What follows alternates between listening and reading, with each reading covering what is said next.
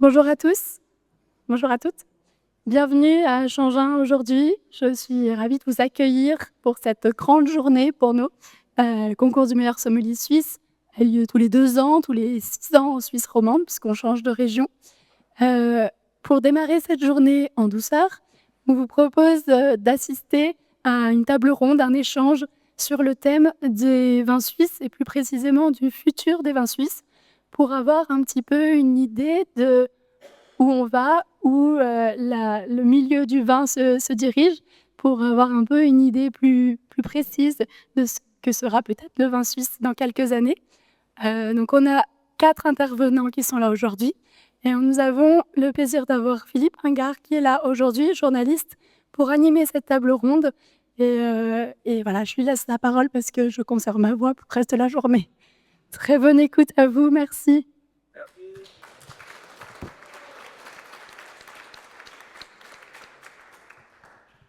Merci Yana.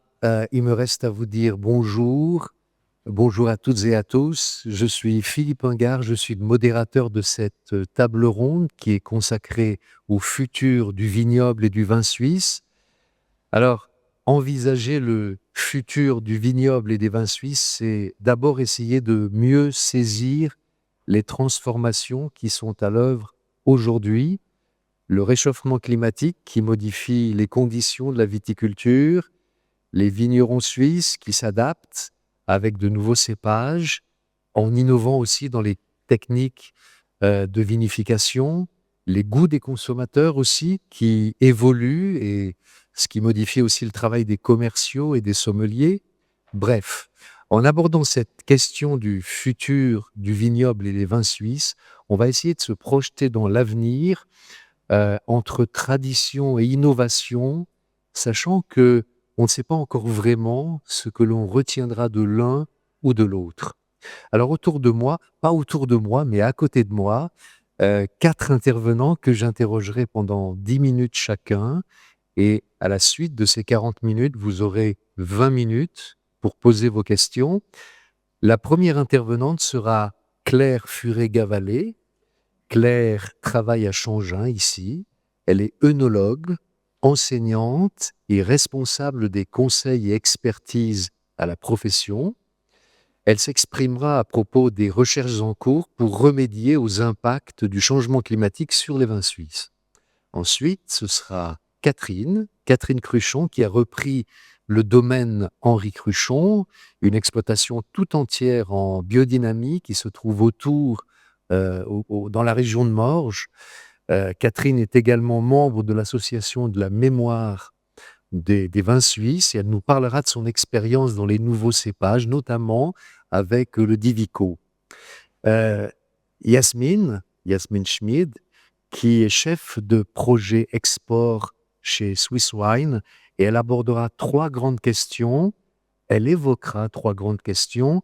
Quelles sont les catégories de vins suisses qui sont concernées par l'export? Quels sont les atouts du vin suisse à l'export? Et elle prendra, comment dire, le temps de poser la question des nouvelles grandes tendances des consommateurs. Et enfin, Marc Almert, qui a été d'origine allemande, qui a été sacré meilleur sommelier du monde en 2019. Et depuis 2017, il est chef sommelier à l'hôtel Borolac à Zurich. Et il est directeur général de Borolac Vin. Marc évoquera sa découverte des vins suisses en venant d'Allemagne, la perception des vins suisses par les sommeliers étrangers et les mutations du métier de sommelier. Alors je me tourne tout de suite vers Claire pour poser la question qui va introduire nos échanges. Euh, le changement climatique est une évidence pour nous tous. Quels sont quels sont ses impacts sur les vins suisses? Claire. Bonjour, vous m'entendez bien?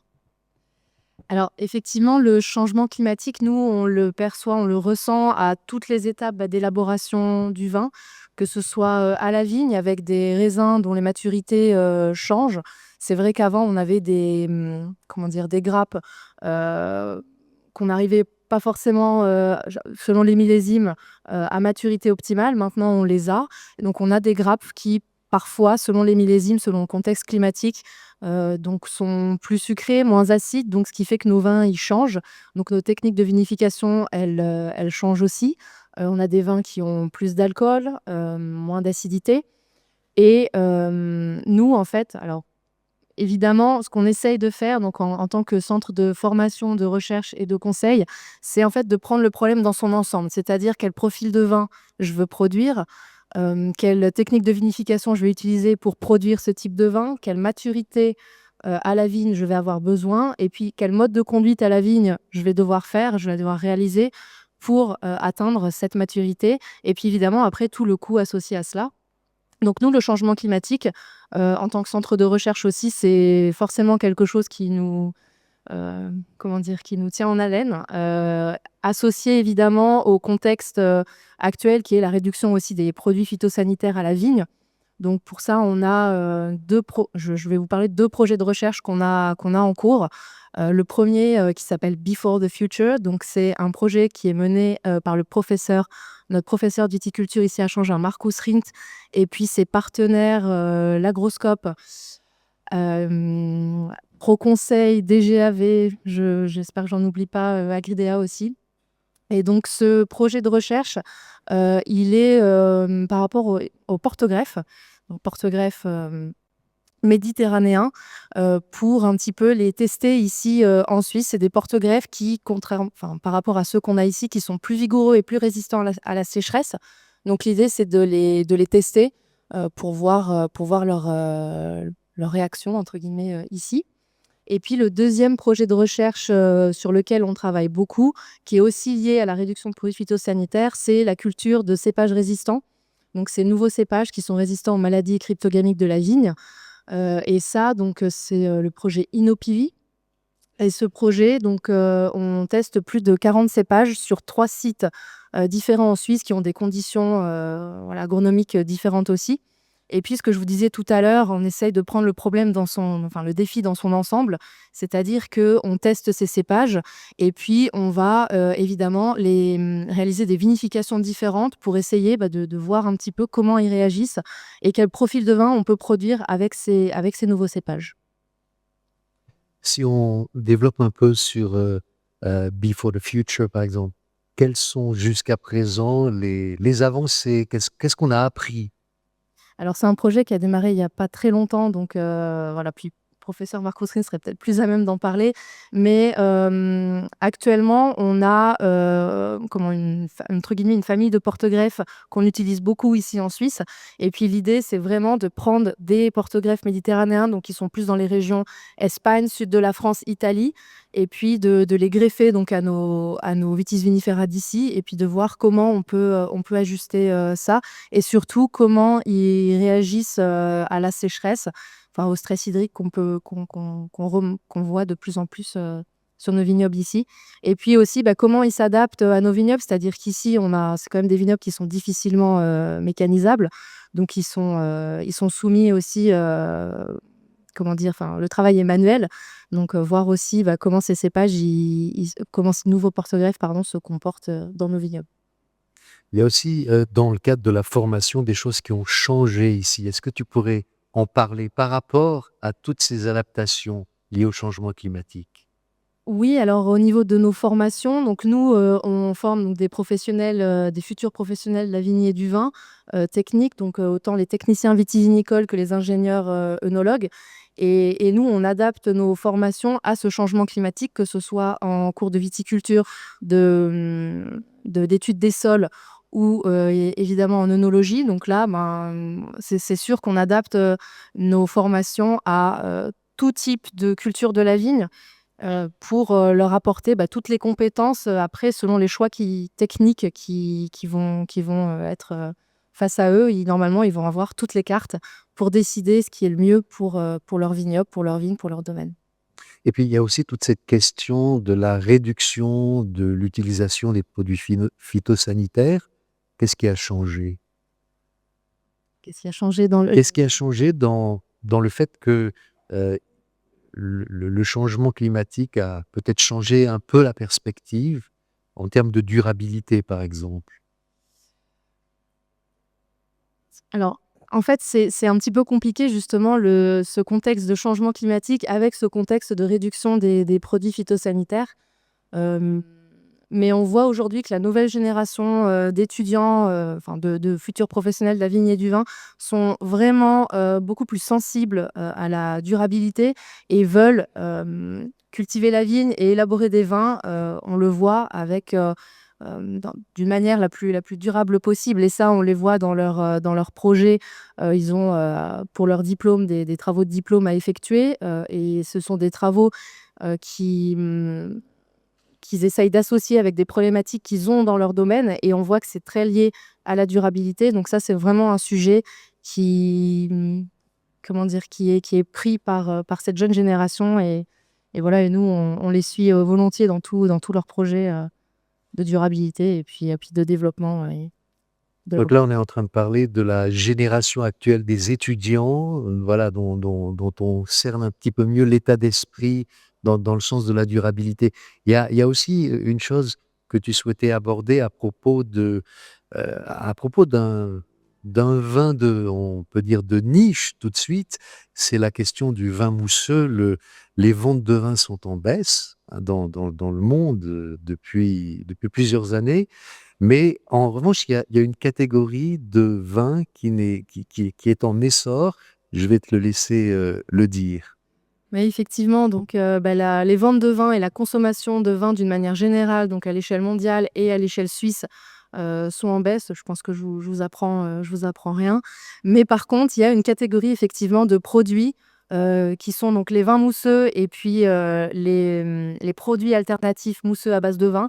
Donc ça, c'est une catégorie de produits qui plaît et on a vu, sur, la dernière décennie, une hausse de consommation de vins mousseux en Suisse qui a augmenté de 30.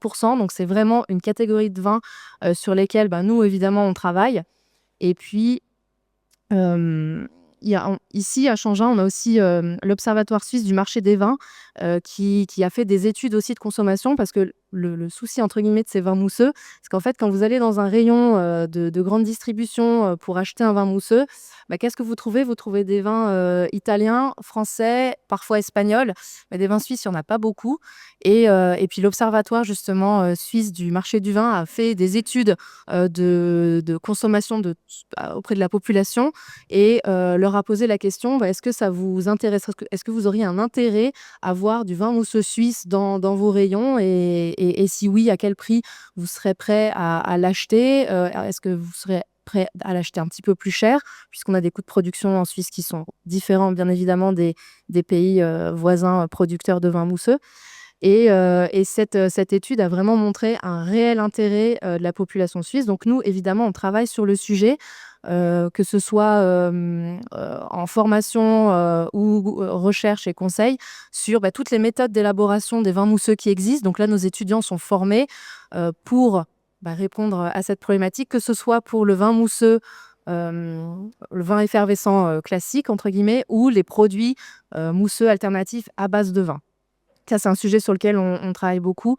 Les étudiants ont aussi beaucoup d'intérêt, quand ils ont, leur gamme de vins, au domaine, là, ils sont de plus en plus intéressés à avoir, un produit aussi, mousseux. Donc c'est quelque chose sur lequel on travaille beaucoup. Merci Claire. Je me tourne vers Catherine Cruchon. Comme on vient de l'évoquer, le réchauffement climatique amène des changements et parmi eux, il y a de nouvelles maladies pour la vigne. Heu, Parle-nous de ton expérience par rapport, à ta façon d'aborder la question, c'est-à-dire, notamment de tester de nouveaux cépages et notamment le Divico. Merci. C'est une bonne question. Je suis pas la personne qui est le plus testée ces cépages, résistants pour être honnête. Disons que pour moi, c'est une voie qui est intéressante à explorer. La voie des cépages, disons tolérants, parce qu'aucun cépage n'est complètement résistant, il tolère un peu plus la maladie. Je trouve déjà, pour la base du discours, je trouve dommage de mettre toutes nos cartes sur cette voie-là et d'oublier l'autre. Parce que dans les expériences qu'en tout cas moi j'ai eues, et typiquement le Divico c'en est une, chez nous le Divico, je dois faire 2 traitements de plus que sur les cépages traditionnels aujourd'hui.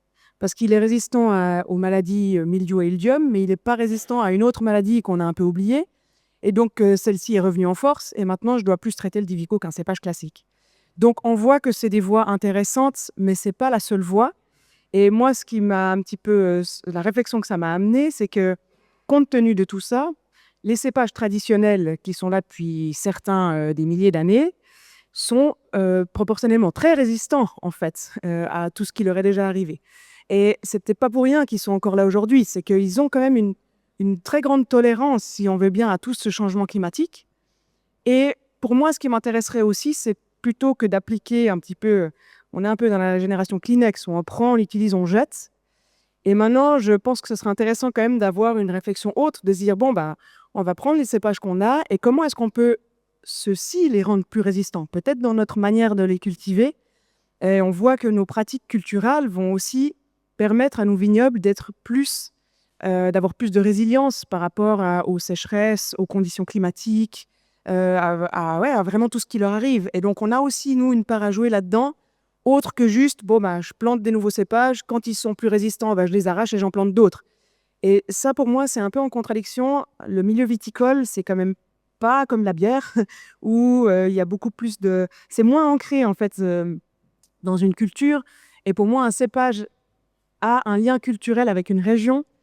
Et ça ne veut pas dire qu'on ne peut pas s'en détacher, mais à mon sens, avant de juste jeter tout ça, il y a déjà des autres voies à chercher. Ouais. Et on voit que on est en train de poser la question du futur du vignoble et du vin suisse, et on voit qu'on est toujours en train de se poser la question, qu'est-ce qu'on garde de la tradition? Comment est-ce qu'on innove? Et ce que tu dis, c'est que la solution ne sera pas que du côté de l'innovation, il va falloir sans doute faire évoluer la base de la tradition. Hein. Oui, et après, à définir qu'est-ce que c'est que l'innovation. Parce que pour moi, justement, tu peux travailler sur comment rendre nos cépages traditionnels plus adaptés, et ça peut être de l'innovation aussi. Si on regarde, typiquement, on parle de la culture bio, il y a 100 ans, l'entier de l'agriculture était bio. Les produits, enfin un peu plus de 100 ans maintenant, mais les produits chimiques, les herbicides, tout ça n'existait pas. Donc on a des fois la mémoire un peu courte, et foncièrement, si on veut bien, les produits chimiques sont l'innovation, si on regarde dans l'histoire de l'agriculture. Donc retourner et peut-être se réinspirer d'autres choses et d'aller chercher, d'avoir un angle un petit peu différent et utiliser la science pour arriver justement à mieux comprendre le végétal et à le travailler d'une manière qui nous permet d'aller plus dans son sens, encore une fois, et de le rendre plus résistant, plutôt que des fois la science, elle travaille à nous trouver un produit qu'on va pouvoir utiliser, qui va nous solutionner un problème, mais à court terme. Des fois, j'ai un peu l'impression que c'est comme si on dit, bon, bah, si j'ai mal à la tête, j'ai 2 options. Soit je prends un antidouleur pour plus avoir mal à la tête, soit j'essaie de comprendre pourquoi est-ce que j'ai mal à la tête et d'essayer de travailler sur la cause. Et moi, c'est typiquement ce qui me plaît dans la biodynamie, c'est que pour moi, l'approche, elle est un peu plus en mode, bah, pourquoi est-ce que ma plante tombe malade et comment faire pour que je la mette dans un milieu qui la rende moins sensible. Alors complètement, ça va être difficile parce qu'effectivement, elle n'est peut-être pas adaptée. Ben, on sait qu'une partie de ces maladies, il y a plusieurs théories, mais elles ne viennent pas de chez nous. Donc nos plantes n'ont pas eu le temps de s'y adapter. Mais quand même, je pense qu'il y a d'autres voies. Je trouve ça intéressant d'avoir une approche un peu différente. Et puisque tu abordes une question, j'allais dire radicale, et radicale, ça veut dire qui va à la racine, j'ai envie de te demander justement comment, parce que c'est à la base de tout ça, comment conserver un sol vivant? Et peut-être qu'est-ce qu'un sol? Je sais que c'est une réflexion que tu as. Qu'est-ce qu'un sol? C'est une très bonne question, parce qu'effectivement, c'est quelque chose déjà, ça fait pas longtemps qu'on étudie et qu'on arrive à étudier. Mais un sol, c'est pas tout et n'importe quoi. Un sol, en fait, la définition, en tout cas, ce que je me rappelle de Changin d'un sol, c'est à partir du moment où tu as une plante qui pousse sur un caillou. Et ça, c'est le début de tous les sols. Donc, en fait, quand tu regardes un mur avec du caillou, la mousse qui commence à pousser sur le mur, souvent, ça commence par de la mousse, eh ben, c'est le début d'un sol. Si tu enlèves ta mousse, dessous, il va y avoir un tout petit peu de terre. Et si tu reviens peut-être dans 2000 ans, bah, tu auras 1 mètre de sol. Donc, cette terre, cette matière brune qu'on connaît, déjà, il n'y a aucune autre planète qu'on ait découvert jusqu'à aujourd'hui qui est la Terre. C'est peut-être pas pour rien qu'on appelle notre planète la planète Terre, parce que la Lune n'a pas de terre, les autres planètes n'en ont pas, et le désert, c'est pas de la terre non plus. Rien n'y pousse sur le désert. Donc, cette terre qui est en fait un truc incroyable, puisque c'est un mélange entre le caillou, qui est donc la roche-mère sur laquelle se pose le sol, et le matière humique, donc le végétal. Et qu'est-ce qui se passe du coup? Un sol vivant, comment est-ce que ça fonctionne? Une fois que tu as ta plante qui pousse, avec elle, elle a des bactéries, elle a des champignons, elle a plein de micro-organismes. Ce qui fait que quand on va, par exemple, si on prend l'exemple de la vigne, on va tailler notre vigne, ou alors rien que les feuilles de vigne qui tombent sur le sol, tout ceci va être dégradé et va être en fait assemblé au minéral de ton sol, et ça va créer ce qu'on appelle ce complexe argilo-humique. Donc argile, c'est la partie minérale, humique, c'est la partie organique. Et un sol vivant, en fait, il se régénère tout seul. Enfin, en tout cas, il se construit. La plante, chaque année, elle rajoute une fine couche de terre, en fait, sur ta vigne. Nous, en viticulture, qu'est-ce qu'on fait? On sort les raisins, on presse, on garde uniquement le jus. Tout le reste, et donc les peaux de raisin, les bois, les feuilles, tout ça est composté et remis sur le sol. Et 6 mois après, tu n'as plus rien. Tout a été réintégré dans le sol. Et ce qui est aussi intéressant de comprendre dans tout ce schéma, c'est que tout ce qui pousse pendant une année viticole, 94% c'est de la photosynthèse. Il n'y a que 6% qui viennent du sol. Donc on voit bien que le ratio, en fait, il y a beaucoup plus de choses qui sont créées via la plante que ce qu'on lui enlève en prenant simplement le jus de raisin qu'on va ensuite fermenter et boire. Et donc un sol qui fonctionne bien, c'est un sol qui s'auto-régénère. Et un des cercles problématiques avec l'utilisation des herbicides et des engrais chimiques, c'est que en ayant discuté avec les bourguignons qui sont assez spécialisés dans le sol, ce qui lie le sol, les molécules de sol entre elles, c'est des liaisons électromagnétiques. Donc c'est très très fragile. Si on compare ça avec l'eau ou l'air, ce qui lie les molécules d'eau ou d'air, c'est les liaisons atomiques qui sont très résistantes. D'ailleurs, tu pollues l'eau ou tu pollues l'air, tu peux en fait assez bien la nettoyer et la régénérer. Donc c'est réparable. Une fois que tu as cassé ces molécules, ces liaisons électromagnétiques du sol, c'est beaucoup plus difficile à les réparer. Ça prend, comme on a vu, beaucoup de temps à refaire en fait, cette organisation. Et le problème avec l'utilisation d'herbicides et d'engrais chimiques, c'est que tu vas casser ces liaisons-là. Les herbicides, ils vont tuer la vie de ton sol. D'ailleurs, un sol qui est traité à l'herbicide intégralement, des fois, tu vas voir des bois de taille, ça fait 5 ans qu'ils sont sur la surface du sol, ils n'ont jamais été dégradés. Parce que ça ne se passe plus, en fait. Tu dois rapporter de la vie pour que ton sol fonctionne à nouveau. Et si ton sol ne se régénère plus, forcément que tu es ensuite obligé d'apporter un peu des engrais, sinon ta vigne, elle n'arrive plus à suivre. Et là, on voit qu'on n'est pas dans un cercle vertueux, mais on est plutôt dans un cercle problématique. Je dis ça c'est de la théorie. Après, il faut arriver à appliquer ça dans un vignoble où des fois, c'est pas mécanisable, où c'est compliqué de travailler. Donc, il faut trouver après, c'est là où la science, je trouve, à sa place, c'est de trouver des solutions pour dire, voilà, nous, on vous propose ça, ça marche aussi, c'est plus positif. Et donc, je suis à peu près sûre que, du coup, les agriculteurs et les vignerons vont l'appliquer. Mais simplement dire, vous faites faux, c'est pas bien ce que vous faites, mais pas apporter de solutions alternatives, c'est un petit peu hypocrite, à mon sens. Et puis, comme on l'évoquait tout à l'heure, c'est toujours une affaire de compromis, aussi avec des aspects économiques, avec des aspects géographiques, des aspects géologiques, des aspects d'habitude aussi. Des aspects humains. Des aspects humains. Est-ce que, alors là, tu viens d'évoquer finalement la bonne conservation du sol. Qu'est-ce qu'il en est puisque tu es exploitante, tu es la seule de nous 4, de nous 5, qu'est-ce qu'il en est de la bonne conservation du vin? Comment est-ce qu'aujourd'hui, est-ce que la garde du vin est la même qu'il y a quelque temps, à ton avis? Du coup, les vins d'aujourd'hui, on n'a pas encore pu voir s'ils se gardaient, mais en théorie, on pourrait dire qu'il n'y a pas de raison qu'ils se gardent moins bien. Après, ça, c'est de nouveau une chose. On n'a pas aujourd'hui une analyse qui te permet de mettre ton vin dans une machine puis de dire, oui, celui-là, il va se garder ou celui-là, il va pas se garder. C'est un peu plus sensible que ça. Je pense que de nouveau, ce qui est intéressant, et là, c'est le Chasselas qui nous a apporté quand même une clé, c'est que jusque-là, on disait un petit peu que pour qu'un vin se garde, il faut qu'il ait de l'acidité et de l'alcool, en quelque sorte. Et on voit qu'en fait, le chasselas se garde extrêmement bien. C'est un des cépages blancs qui se garde très, très bien. Et il n'a pas beaucoup d'alcool, pas beaucoup d'acidité, comparé à d'autres cépages. Et donc, ça nous amène à se faire une notion de terroir et de minéralité, où, sous-entendu, que si ton vin, il a que du fruit et puis voilà, un peu d'alcool et de l'acidité, ça va pas tenir dans le temps. Par contre, qu'il a cette substance un peu en plus, qui donne aussi qui va faire qu'un vin, il représente un lieu, il représente un climat dans lequel il grandit. Souvent, ce type de vin-là auront vraiment l'aptitude à se garder. Et donc, dans ce sens-là, il n'y a pas de raison qu'ils se gardent moins aujourd'hui. Alors là, on vient parler de la vigne, on vient juste de parler de la cave. Avec Yasmine, on va évoquer, comment dire, la consommation, hein, le verre, tout simplement. Yasmine, puisque tu t'occupes d'export chez Swiss Wine, quelles sont les catégories de vins qui sont concernées par l'exportation, qui concernent très très peu de vins produits en Suisse? Oui, alors en fait, on sait tous, on n'exporte pas beaucoup des vins suisses à l'étranger, mais quand même un petit peu. Donc c'est très important aussi d'exporter des vins, que faire connaître les vins suisses aussi à l'étranger.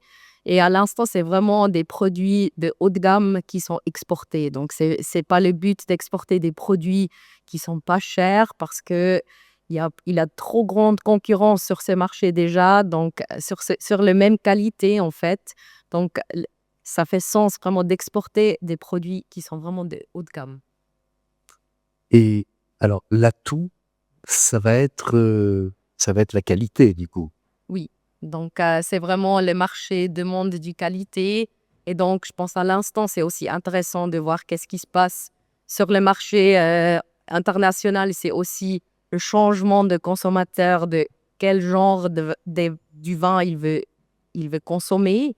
Donc, c'est vraiment moins d'alcool, plus des vins qui sont frais. Donc là, il y a vraiment les vins suisses qui rentrent très, très bien dans exactement ça. Donc, on produit des vins quand même alpins.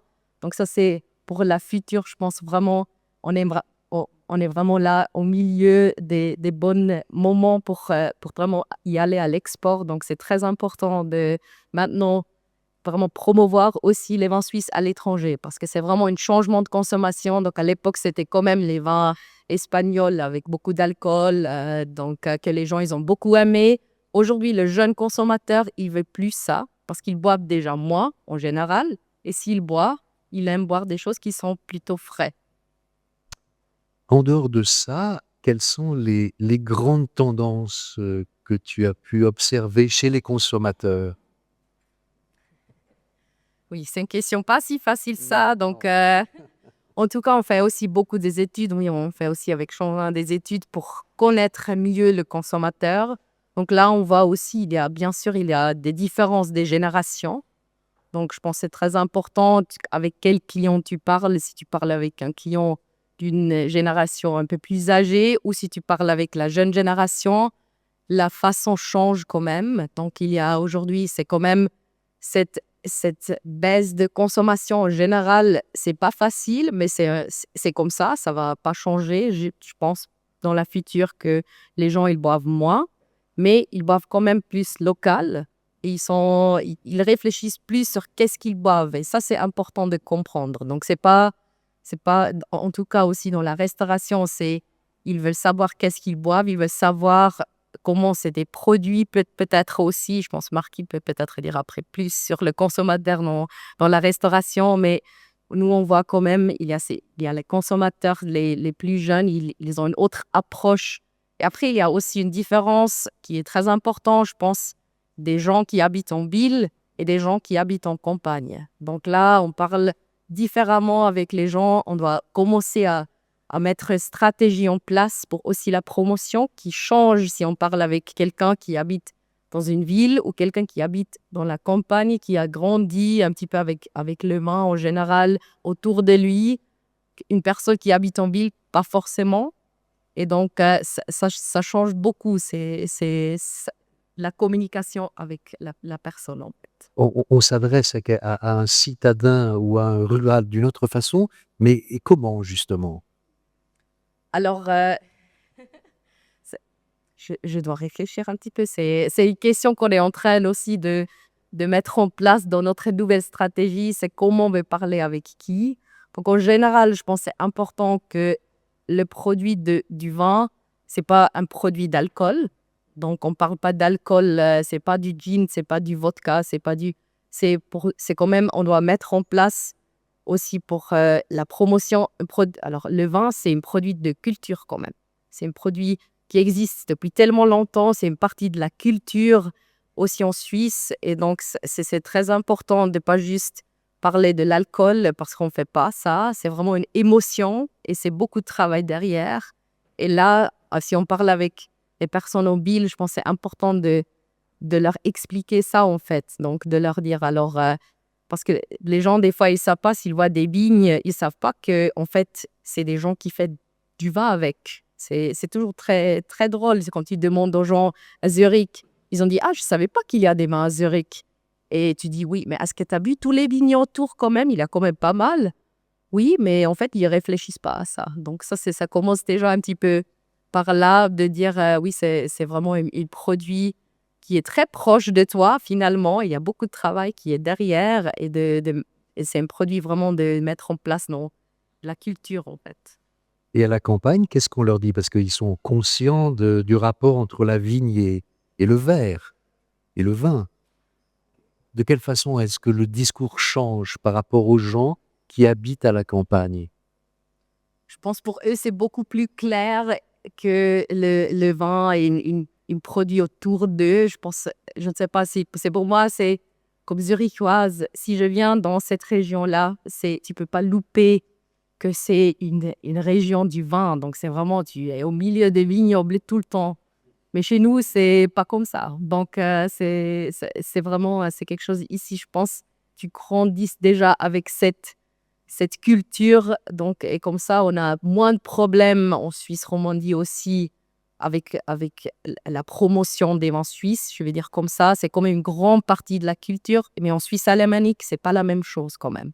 Donc là, il y a vraiment, ça change quand même par rapport à si c'est part de ta culture ou pas. À propos de promotion, quelles sont les actions mises en œuvre par Swiss Wine pour promouvoir le vin suisse? En Suisse, je sais que tu es un petit peu au courant, et puis surtout à l'export, puisque ça, c'est ta spécialité. Alors finalement, on fait à l'export aussi les mêmes choses. On essaie de faire les mêmes projets, les mêmes choses qu'on fait aussi en Suisse. C'est quand même important de pas complètement faire des promotions qui sont complètement différentes. En fait, c'est les mêmes secteurs qui sont importants. Donc, il y a la secteur qui est très important, c'est la gastronomie, bien sûr. Et là, on voit encore beaucoup de potentiel pour vraiment améliorer le travail, pour mettre des vins suisses dans la gastronomie. Et donc, par exemple, aussi avec la formation qui est très important. Donc, ça, c'est un secteur quand on fait des projets. Après, la distribution est aussi très important en Suisse et à l'étranger. Parce que si tu n'as pas une distribution, tu peux faire toute la promotion que tu veux. Mais si les gens ne peuvent pas acheter les vins, ça ne sert rien, finalement. Et donc, on travaille aussi ici en Suisse beaucoup plus pas juste avec la grande distribution, mais vraiment aussi avec les revendeurs, les petits revendeurs. En Suisse alémanique, par exemple, ils sont très, très importants. Il y a beaucoup de monde qui achète leur vin dans un magasin du vin quand même. Et donc, ça, c'est des projets qu'on essaie de mettre en place. Et maintenant, on a fait beaucoup des études aussi qui ont constaté que la grande partie des gens, aussi des jeunes, ils boivent. Alors, pour découvrir des vins, le meilleur pour eux, c'est des événements grand public. Donc, c'est vraiment des événements, ce ne sont pas juste des dégustations de vin, mais des événements autour aussi de la nourriture qui est liée avec du vin. Et ça, c'est l'endroit où ils consomment le plus. Donc, c'est important de participer à des événements, d'avoir des vins suisses à des grands événements. C'est un peu égal, ça peut aussi être du sport. Donc là, c'est l'endroit où les gens ils consomment.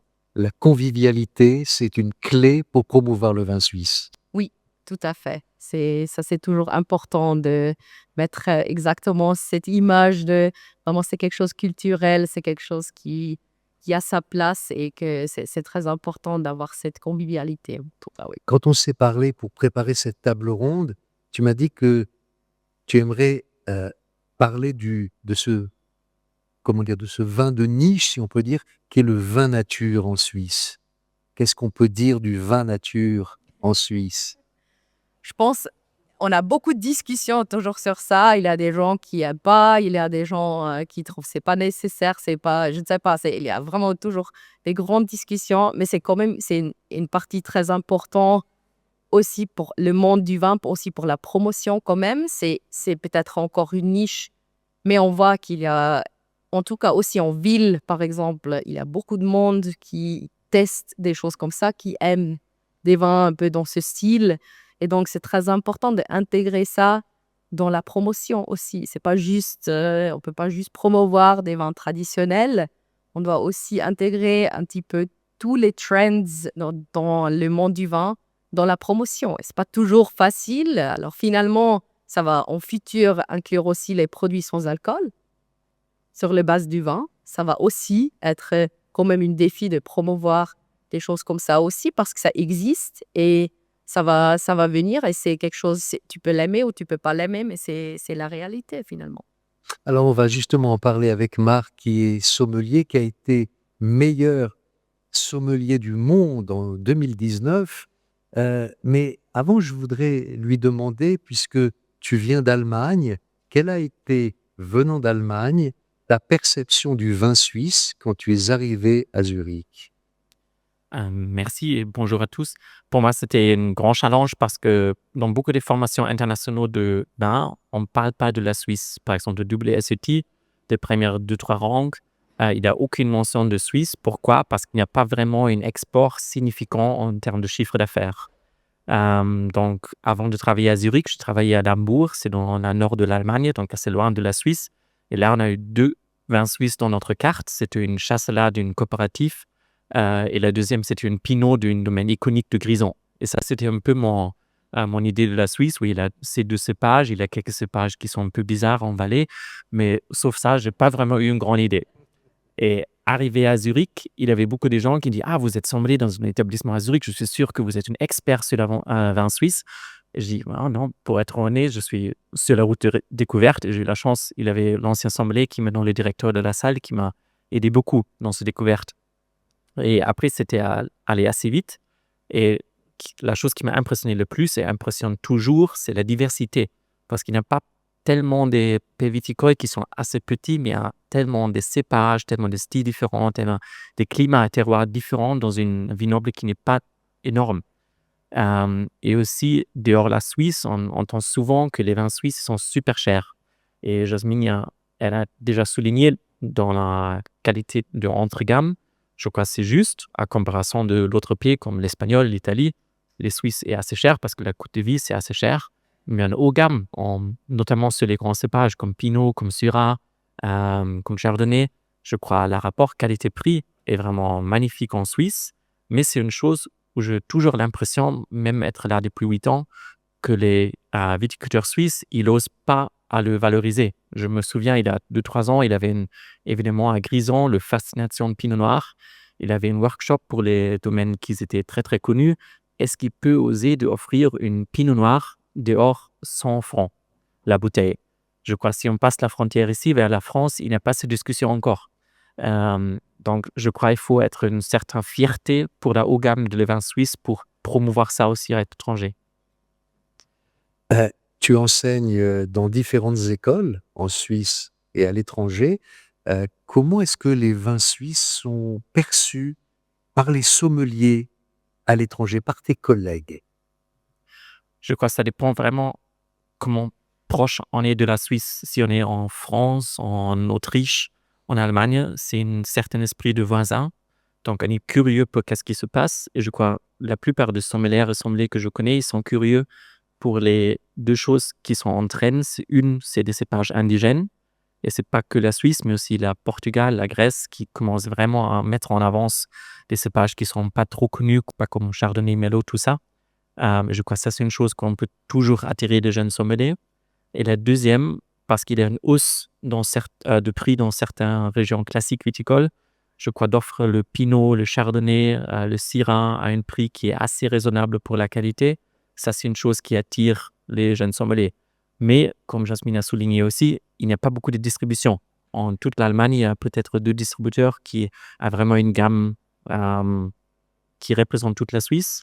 En France, c'est un peu mieux, mais il a des gens sommeliers qui aiment goûter les vins suisses, mais il n'a pas vraiment accès.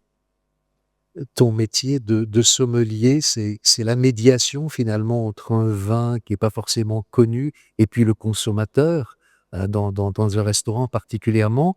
Le Covid a modifié beaucoup le recrutement des sommeliers. Comment est-ce qu'à ton avis, le métier peut rester attractif dans le futur pour les jeunes sommeliers, pour les jeunes sommelières?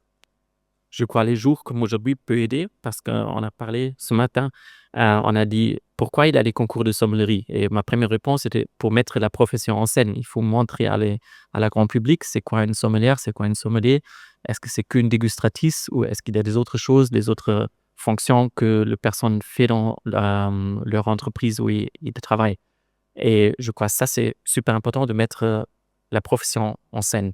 Je vous donne un autre exemple. Les chefs, ils sont super connus et je les félicite, mais je suis sûr si vous demandez à une foodie qui fait tous les restaurants étoilés en Suisse, elle demande 10 noms de chefs, ça va arriver assez vite. Si vous donnez la même question pour 10 directrices de la salle ou 10 sommeliers, je crois que ça va durer longtemps d'avoir 10 réponses une client classique. Et ça, il faut changer un peu. Hem Et ça va pas aider si on parle toujours que la gastronomie, c'est du travail dur, c'est des heures pas bien, c'est le travail pas bien. Donc, il faut mettre en scène les choses positives de notre profession. Il y a beaucoup. Bien sûr, il y a les côtés qui est dur, mais il y a aussi les travail avec les produits qui sont exceptionnels. Il y a l'esprit de la collaboration en équipe. Il y a l'esprit de voyage. Beaucoup de jeunes sommeliers ou sommelières, ils voyagent beaucoup, soit pour travailler, soit pour déguster. Et donc, si on parle plus de ces choses qui sont un peu plus positives, on peut être un peu plus positif dans notre propre métier. Et aussi, il faut réfléchir comment on parle de vin. Si on continue de faire la dégustation organoleptique classique au restaurant, si on continue de parler dans une façon qui ne parle pas avec la génération Z qui arrive, je crois que ça va être difficile. Donc, comme on a parlé, il faut penser à les événements, il faut penser à la communication qui est un peu plus différente pour être sûr que les jeunes restent intéressés de vin. D'autant que la sommellerie, c'est pas un accessoire dans le restaurant, hein. La gestion de la cave est au centre, de la rentabilité d'un restaurant. C'est ce qui permet à un restaurant de vivre en réalité. Heu, de ton point de vue, de quelle manière justement, on parlait des jeunes générations, de quelle manière est-ce que les goûts, sont en train d'évoluer ou peut-être au-delà même du présent, vont évoluer, à ton avis? Je crois qu'il faut commencer un peu plus au début parce que dans beaucoup des formations de sommellerie, on parle beaucoup des régions viticoles différentes, on parle beaucoup de la dégustation, mais on ne parle pas vraiment de la chose économique. Et je dis toujours, j'ai jamais eu un F&B manager qui m'a demandé combien les crus je connais en Bourgogne, mais toujours demandé c'est quoi ton beverage cost, c'est quoi ton prix d'achat, tout ça. Et je crois donc qu'il faut parler plus de ce côté économique de notre métier. Quand c'est arrivé, je crois être un peu prudent lui-même parce que comme sommelier, quelquefois, ça arrive qu'on pense que le propre avis, c'est le meilleur. Donc, on n'achète que le vin qui marche pour le propre goût. Mais je crois que c'est plus important de voir vraiment, ce sont quoi les vins avec lesquels mon restaurant, mon hôtel peut faire d'argent, pour avoir un lien long terme avec la domaine viticole ou avec les distributeurs, et de penser un peu plus à ça quand on calcule les prix, quand on sélectionne les vins pour la carte. Parce qu'il faut penser aussi, la sommellerie change. À l'époque, il y avait des sommeliers qui sont restés dans le même endroit pour 10 ans, 20 ans. Et maintenant, il y a beaucoup de sommeliers qui changent leur poste chaque 2-3 ans. Donc, il faut que je sois prudent quand j'achète le vin, que peut-être c'est pas moi qui va vendre ce bouteille. Donc, il faut que je laisse pas une cave avec les vins invendables à mon successeur. Voilà, donc on vient d'évoquer la question du futur du vignoble et des vins suisses, avec beaucoup de questions qui vont rester des questions jusqu'à ce que le futur devienne du passé. En attendant, vous avez eu le point de vue de la recherche, le point de vue de l'exploitante, le point de vue du marketing, le point de vue du sommelier. Quel est votre point de vue sur ces questions? La parole est à vous. Si vous souhaitez vous exprimer, leur poser des questions, on va vous distribuer des micros Des questions? Oui, là-bas au fond.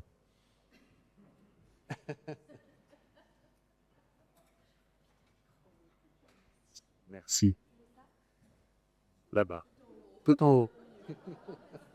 C'est la gym du matin.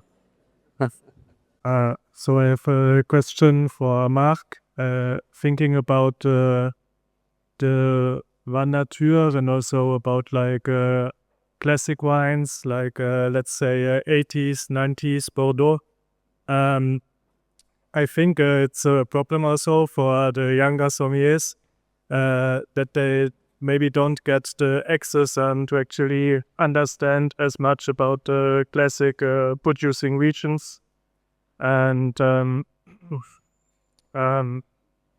yeah, I wanted to know what is your take about that? Like, I think if you didn't get in touch as much, maybe with the 80s, 90s Bordeaux, to understand about the Cabernet Sauvignon, about these producers, how age-worthy these wines actually are, to understand about the wine quality, that you may get confused also, not understand what the wine quality actually is.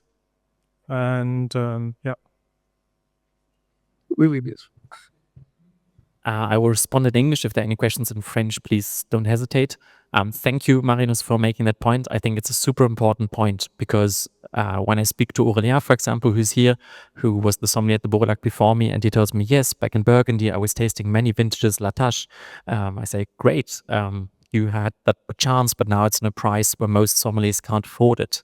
So we need to think how in sommelier education we give access to these classic icons of the wine world, be it Bordeaux, be it Burgundy, be it Bulgari, or many others, to make sure they don't lose touch, because I'm sure the accessibility and the price point is a main reason why many young sommeliers are pushing this new category of natural wine. I was watching José to see his reaction when we were discussing natural wines. We all heard his opinion yesterday. And I think we need to make sure, again, to check ourselves, is this a trend just in our own bubble, or is it really a trend for the guests? Regarding Swiss wine, I think we have a great advantage because there are organizations like Mémoire de Vin Suisse, where we have the chance to taste Swiss wines with maturity, like we did yesterday evening during dinner.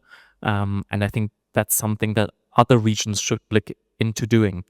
The second thing, especially from Bordeaux, to be learned in the 80s, 90s, I don't remember myself, but I've been told that the chateaus weren't very friendly to their customers because they were happy once they had sold the wine across the street to the négociant, and then the négociant could do their job and sell their wine.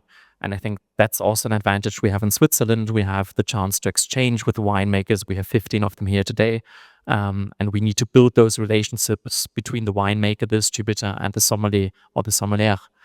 Because if it's just one of many products on my list and I don't have an emotional attachment, I think it's easier to cross it off. And that's exactly what's happening with Bordeaux at the moment. Speaking about mature wine in general, I think that's a big, big challenge because everybody wants to drink and sell mature wines, but no one wants to pay for it. Not the winemaker, not the distributor, not the sommelier for the storage. So that's something we need to look at as an industry. How are we going to solve that issue and maybe balance the costs? Madame Spee, vous avez parlé des vins suisses qui sont exportés à l'étranger. C'était des vins de très bonne facture, la plupart du temps exportés. Là, ce que je voulais savoir, c'est est-ce que vous avez des exemples de vins qui sont exportés et surtout qui à l'étranger les achètent en fait, ce pas suisse.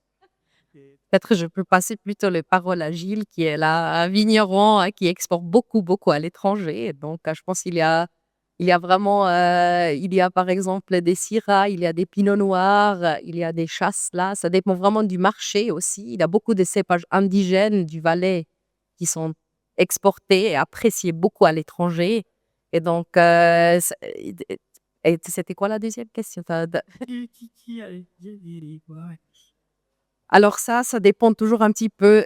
Ça, c'est une question de marché. C'est l'importateur qui a un réseau aussi de qui achète les vins. Après, il y a la gastronomie qui est assez important à l'étranger pour mettre en place aussi les vins suisses parce que dans la sommellerie, je pense que ça, c'est une valeur ajoutée d'avoir quand même quelque chose un peu indigène sur la carte qui n'est pas forcément peut-être connu et ils aiment avoir un petit peu de diversité. En tout cas, en France, par exemple, je pense que c'est très intéressant d'avoir ça sur la carte des vins parce qu'autrement, tu as la Bourgogne, et tu as Côte-du-Rhône, tu as le Bordeaux et après, c'est un petit peu fini, quoi. Alors, c'est la diversité des vins suisses apporte beaucoup, je pense, pour exactement ça. Mais je ne sais pas s'il y a un producteur Gilles, si tu veux dire quelque chose sur ce sujet.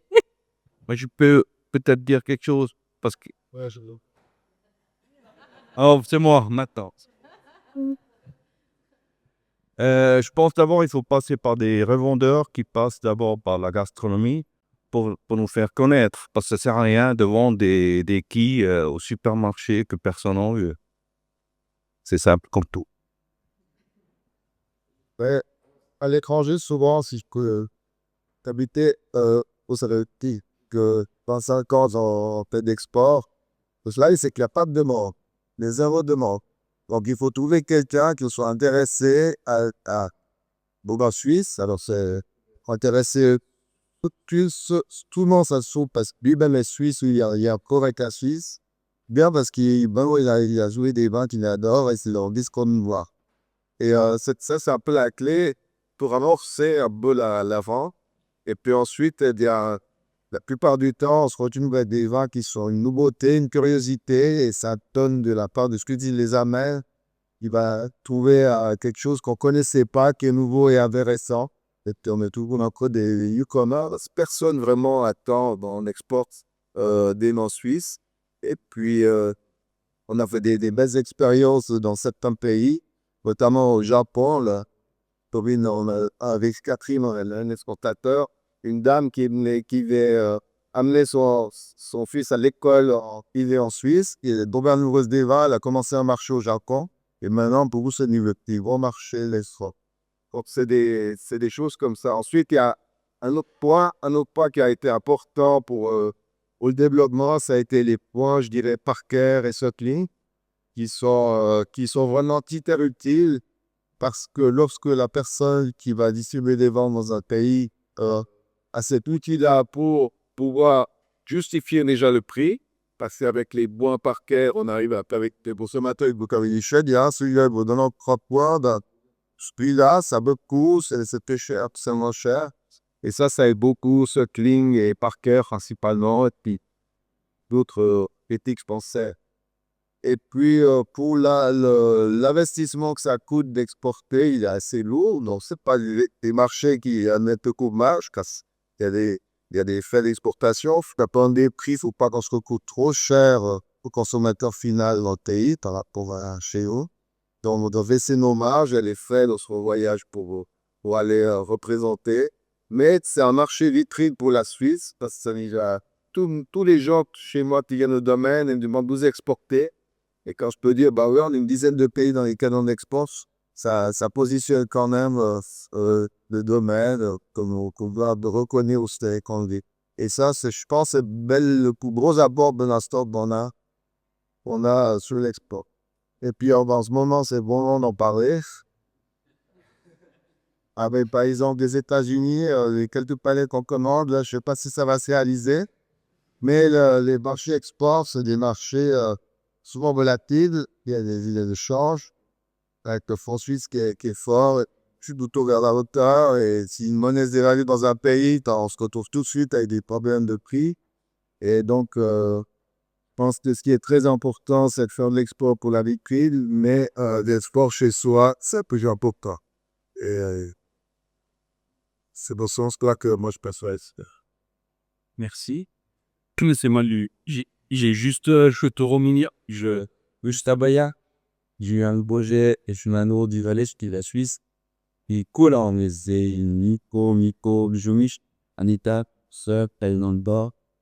Et je vends 100% de des bandes, c'est pour soit Paris ou Danemark, où je suis une avoir et votre mais c'est l'export qui me mène moi. Quand j'étais sur le c'est l'export qui me. Et je fais du mal. 10 ans, taper ici, non, l'udine, c'est le but total. Et le pisteur, nous voyons, qui ont de centaines de watts d'études. Et du coup, C'est une nouvelle vision du Valais avec le Grand Cayenne, c'est Charbonnier, l'enfant. Mais c'est le poids aussi. Les bouteilles, ils sont indépendants par texte sur un musée, sur le marché français. C'est petit, c'est orné. Déjà, ne paye pas. Et le Danemark qui a suivi, qui s'intéressait dans ces crônes-là, c'était très très fort sur le marché jurassien, dans les mains nature. Ça s'est resserré et ils sont tombés aussi peu à nos deux. Et là, tu as vu, on passe 15 domaines. Tu as une nouvelle vague au Peugeot et Valais, au Danemark, sur un chez plus qu'au Connect.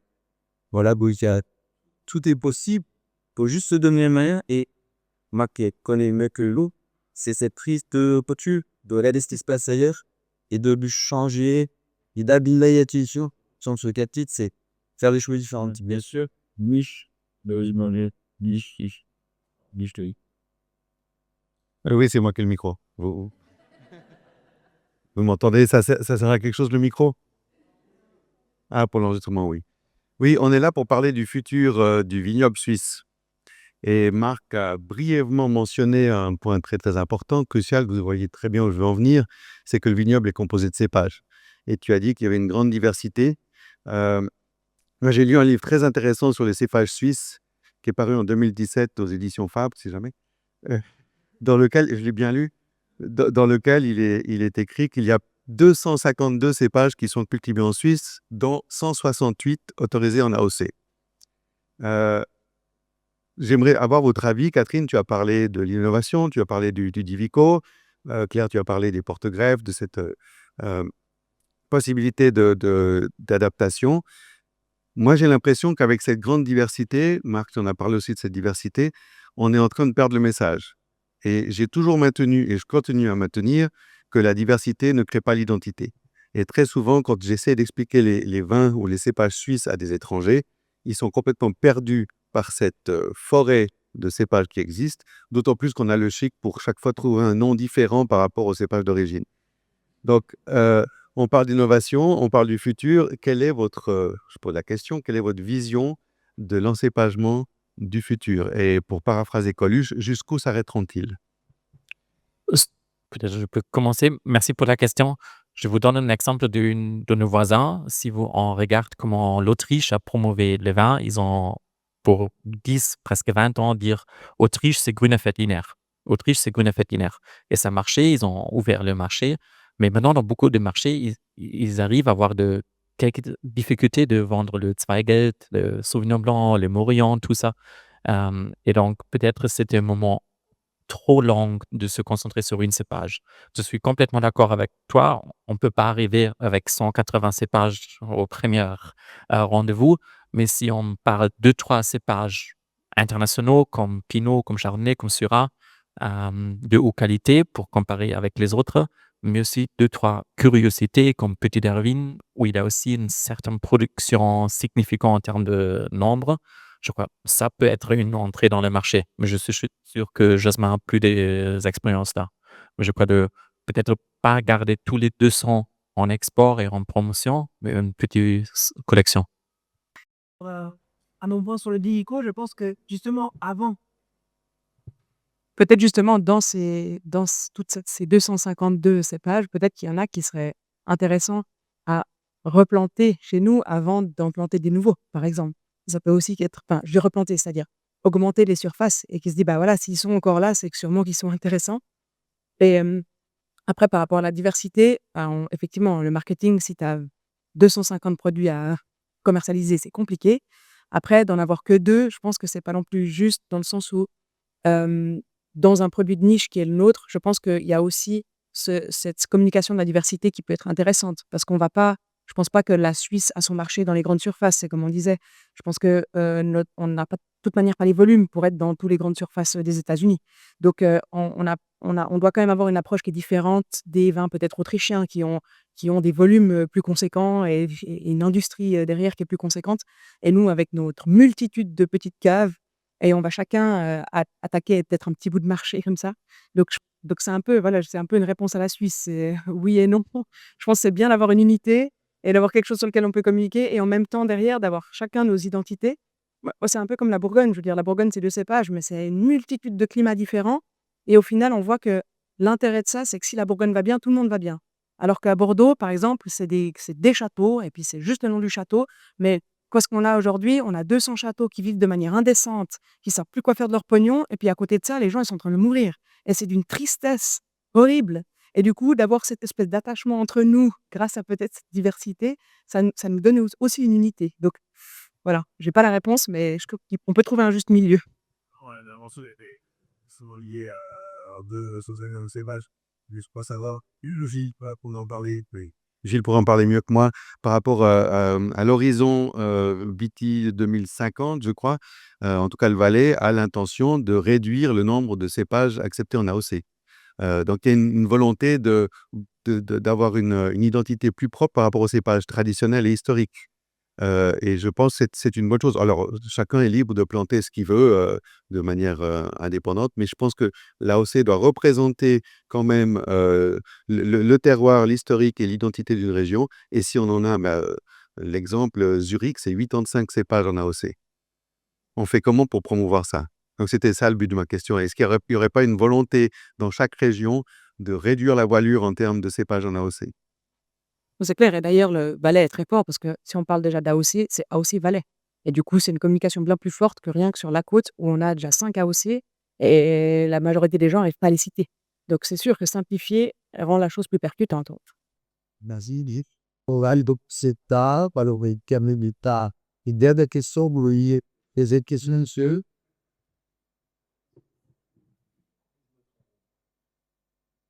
Une dernière question. Allez-y. Vous voyez ce chapeau. Pour Madame Schmidt ou peut-être Monsieur Best, donc j'habite actuellement aux États-Unis, dans la région de Washington, l'État de Washington. Donc on a eu quelques vins suisses dans notre magasin également. Je voulais juste savoir un peu quel est votre point de vue sur sur le cirque, si je puis dire, qui se passe actuellement aux États-Unis, et si vous avez un plan pour réagir en outre à ces tarifs qui approchent ces prochains jours, si j'ai bien compris. Oui, alors on a déjà discuté un petit peu ça. Alors en général, il y a aussi la Suisse qui a réagi dans une manière en disant il ne veut pas réagir comme les autres, il veut trouver de la solution en parlant. Donc je ne sais pas si ça fonctionne, mais on verra. Mais pour nous, c'est quand même un produit à l'exportation qui est, comme j'ai dit, c'est plutôt haut de gamme. Moi, pour l'instant, j'ai pas trop, juste parce qu'il y a 30% maintenant. Je pense que les clients qui achètent quand même des vins suisses à l'étranger, c'est un client qui a un petit peu de l'argent. Donc, je sais pas s'il y a peut-être un petit peu une baisse de l'achat, mais pour l'instant, je m'inquiète pas encore trop. Je pensais on va continuer à quand même promouvoir les vins suisses comme on a toujours fait, parce que si on arrête maintenant, parce qu'il y a un psychopathe qui décide, est-ce qu'il veut, désolé, c'est un peu politique, ça fonctionne pas. Donc à l'export, c'est important de vraiment rester sur le marché et de faire des choses quand même un peu plus pointues, peut-être un petit peu moins, et de quand même continuer. Donc nous, on va en tout cas continuer pour l'instant avec les démarches qu'on a fait. Donc, on va faire des petites actions, on va faire des masterclass pour des sommeliers et on va continuer à faire le travail qu'on a quand même maintenant fait depuis 3-4 ans, vraiment plus qu'avant. Donc, c'est dommage si on arrêtera tout de suite. Hein. Donc, si je peux juste continuer, l'idée, ce serait de reporter ces objets sur le kéfila, sur le quai ou sur la DAS. Ça peut. Et les fixer un produit au clair qui est genre autant du point C que le consommateur a les moyens de payer. Oui, exactement. Moi, je des démarches pour soutenir mon importateur, pas pour soutenir dans le moment conservation. Ça dure une année ou deux, et je vais le soutenir par rapport à tout le travail qui a été fait. Et bon, je vais lui peut-être lui donner 10% de plus, et puis en espérant ça. Vous déjà garder, et puis en espérant ça s'y tient. Pardon.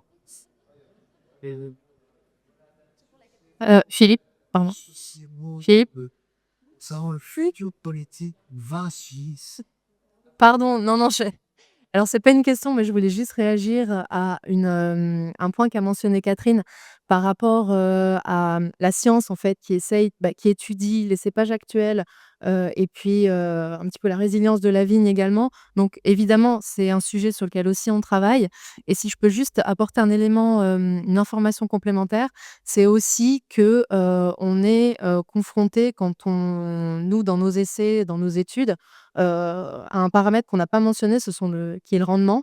Donc le kilo, de raisin que le vigneron va produire par mètre carré et aujourd'hui, on est quand même face à une situation économique où, il y a encore beaucoup de familles vigneronnes qui vivent, de la vente de raisins. Donc on est confronté quand on étudie, que ce soit la culture, biodynamie et cetera, on est confronté à cette réalité économique du rendement. Voilà, c'était juste, ce petit complément d'information que je voulais apporter.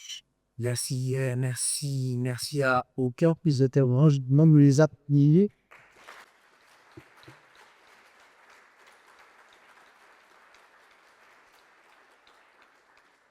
Merci un peu pour votre participation, pour votre présence. Et puis, je vous souhaite une très belle journée avec ce salon qui va suivre dans ma cour ici à Charpeux. Merci. Jou.